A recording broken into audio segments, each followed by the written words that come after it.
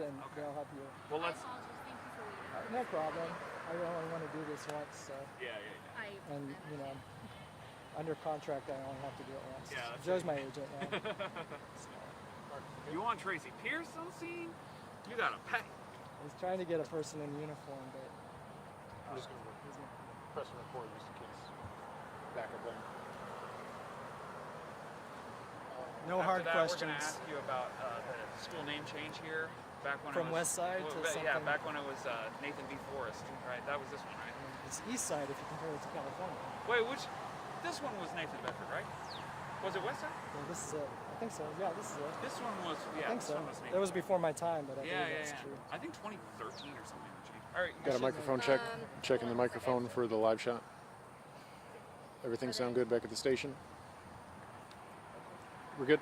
Check. If you could just give me 1 second.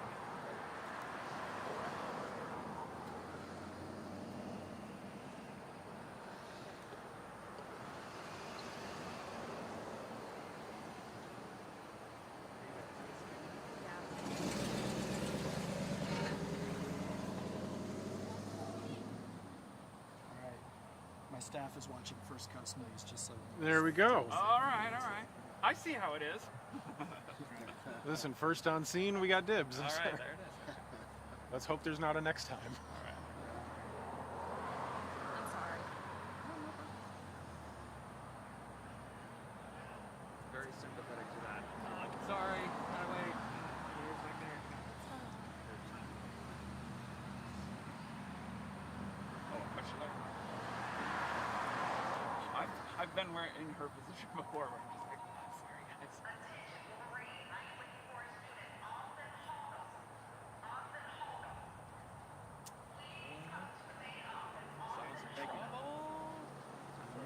I'm sorry about that. Are we good? Okay, what's the situation? So essentially, we had an anonymous tip come in, called into the school, that a person may have been out by the bleachers of the football field, allegedly dressed in black and allegedly carrying a firearm. The school, once that tip came in, the school was immediately placed on lockdown, and the school stayed on lockdown while our school police, and I think GSO also became involved, investigated that situation. Normal procedure. Everyone in the area was checked, searched, no firearm was found. Once the police determined it was safe to go back to school, the school was placed on a code yellow, and it will remain on a code yellow for the remainder of the day out of an abundance of caution. How much of a situation was the Michigan issue earlier this week into the potential extra precaution that was taken today? This is our normal procedure. I think it's just coincidental that it happened during the week of the Michigan situation. But you guys remember from another incident very similar to this at Terry Parker High School at the beginning of the year, when we received tips about threats or dangers on campus. This is typically what you will see us do. We will take that threat very seriously. The safety of our students and staff is one of our highest priorities, and we will take these efforts to ensure the school is a safe place for students and staff to be. And making a threat like this, calling in a threat, if it's a false tip, that's not just a funny prank. Like, that's an actual criminal charge, as I understand. Or Joe, I don't know the criminality, the legal issues related to that. We do tell our students, and we tell our families, and we tell our staff, see something, say something is one of the greatest ways we can keep our campus environment safe. So if students are aware of threats, if families are aware of threats, we don't mind receiving that information, and we will take appropriate steps. So you said code yellow for the rest of the day. What does that look like for students and staff? That'll be limited movement through the building. We will have police officers, additional law enforcement on campus for the remainder of the day, again, just out of an abundance of caution.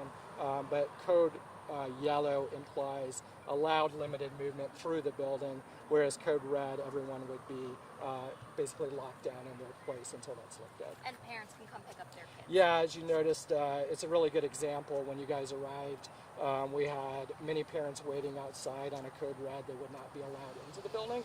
Those doors are locked for a reason.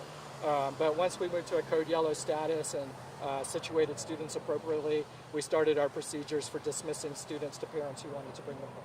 And How real quick- reassuring is it that the plan and the safety precautions worked?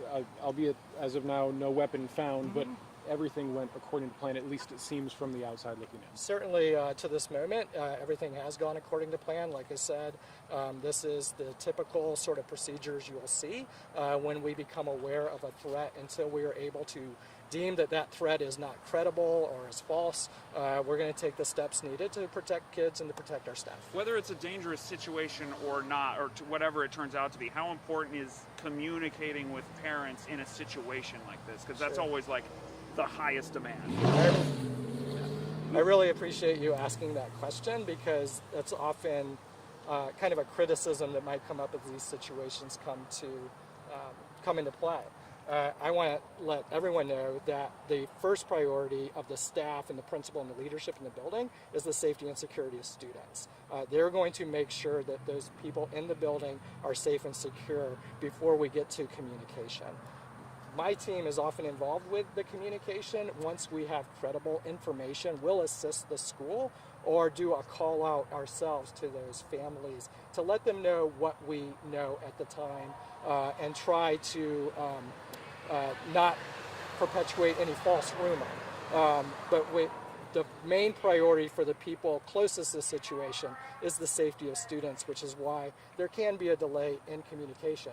Many times students will be texting, and so parents will find out that way before they'll find out from us, but that's because we're focused on their safety, and then communication is a second priority. And so, actually, Jax, we got a call yesterday from a mom. Her child goes here, and she said that every student was being checked for firearms yesterday. We just talked about that off camera briefly, and you said that that's kind of procedure. You guys do Sure. those random checks sometimes? Absolutely. Absolutely. I can't confirm that happened here. I don't know. I can confirm after the interview.